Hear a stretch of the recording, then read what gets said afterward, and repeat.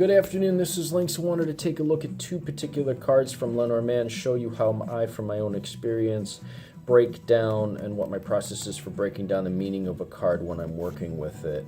Some indicate that both of these cards have to do with trickery, and although sometimes that is the case, I'm going to show you how to look at them maybe in a little different light.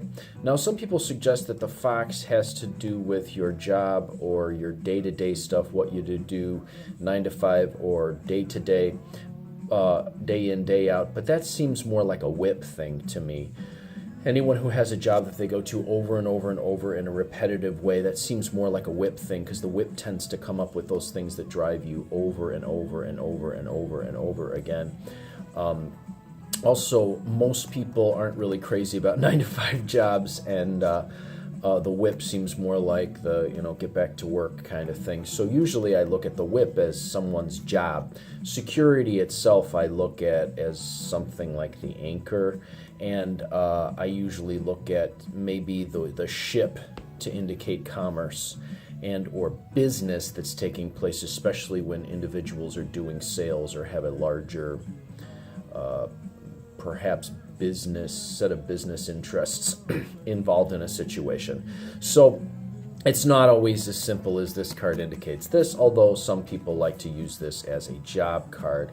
But it seems to me, and I tend to always go back to where I've seen these archetypes in old fables, fairy tales, to understand how humans in their subconscious relate to these images. In the old fables and fairy tales and stories, the fox was traditionally a character who was very, very clever, very insightful, very observant, very good at getting his way.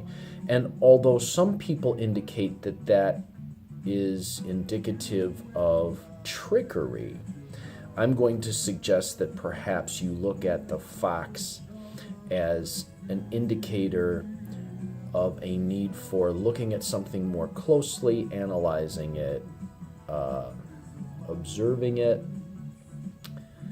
or using your smarts, your intelligence, and your cleverness in a situation.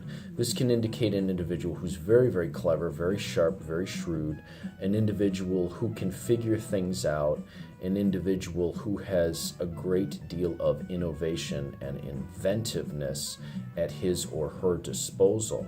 Also, it can indicate traps in a situation. You could watch very closely for a trap in that situation when the fox comes up and ask yourself, is this a situation where I'm being trapped or where I'm likely to be forced to do something maybe that I don't want to do, and how can I use my cleverness, my shrewdness, my sharpness, my intelligence to get me out?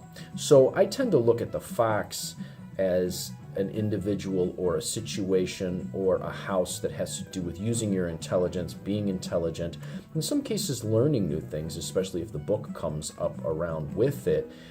An individual who is learning, even maybe possibly teaching something to someone else, but definitely having to do with cleverness, shrewdness, invention, innovation, and being one who isn't easily caught.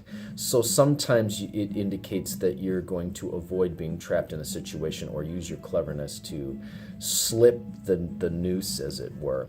The snake now, in this particular relationship between the two, I'm going to suggest that the snake does tend to indicate much more sinister things in a lot of cases, because the snake, as I understand it, and in my training, the snake is one of the 3 poisons at the base of the mind. In Tibetan training, the snake is the indicative of, there's 3 poisons. There's the rooster, which indicates pride. There's the pig that indicates ignorance, and there's the snake, which indicates hatred and or anger. So usually when this comes up to represent a person, it usually has to do with their anger, hatred, bitterness. It can indicate a woman who's dark-haired and or a very bitter woman. And usually when this card comes up, I see it happen when individuals are gossiping and or talking about someone behind their back. It's the individual who shows you one face, but then behind the scenes is actually talking about you in a completely different way. way, which unfortunately is a very popular thing to see in people's readings these days. It can also indicate hypnotism, and I've seen this come up to indicate a trance state, someone who is in a trance state, someone who is mesmerized by something, a situation, relationship, person, or something that is extremely entrancing or fascinating or fascination. So, cleverness, fascination. Now, I know there's some who say that this is the job. Doesn't really work for me that way. I know that individuals say that this has to do with deceit, and I do see that coming up in that way, but it also can come up to indicate that someone is completely fascinated with or enamored with a person or a situation. So, this came up in relation to a relationship. I'd say that both or one was completely fascinated with the other, but it doesn't necessarily play out the way that they hope it will, which is why I have this old Japanese fairy tale on this particular card in relation to the snake. It's a snake goddess and a human fell in love, and there is a famous old actually it's a Chinese story, a famous old Chinese story about the snake goddess and the man that fell in love. So that's how you do it, or that's how I do it. That's my process for doing it. I know what people say these traditionally stand for, and some are very vehement about it because it works for them that way, and that's fine. But if you've had difficulty when these cards come up going, well, what does this mean? What does this mean? I don't know that someone's necessarily being deceitful in this situation. It could just mean that it's something that's very charming, or you're charmed by the situation, or it's a charming outcome, or something that's related to it around it is something that charms you. Let's say it came up with a book. It'd be like this individual's lost themselves in an idea or a story. Or maybe it came up around a man. It's a very charming individual, but watch yourself. If it came up around this one, a very cunning individual, maybe it's an individual who made his fortune or her fortune, was very good in business, very good at what they were doing because they're very, very intelligent and shrewd and know how to apply things. So when I look at jobs and things like that, it depends on what the person does. I don't automatically assume it's a job because not everyone works a 9-to-5 job. Some people are bigger business individuals, have bigger interests, and those may be shipping things.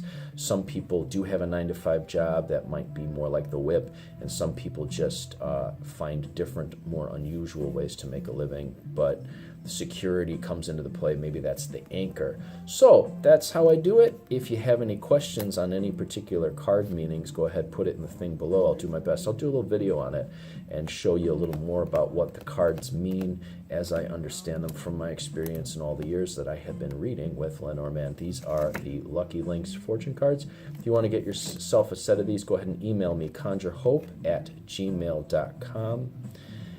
And or if you want to get a reading, you can email me as well, and I'll do my best to set something up for you in whatever time you are looking to set it up so we can check availability. Again, I'm Lucky Links, wishing you success and good fortune in all that you do.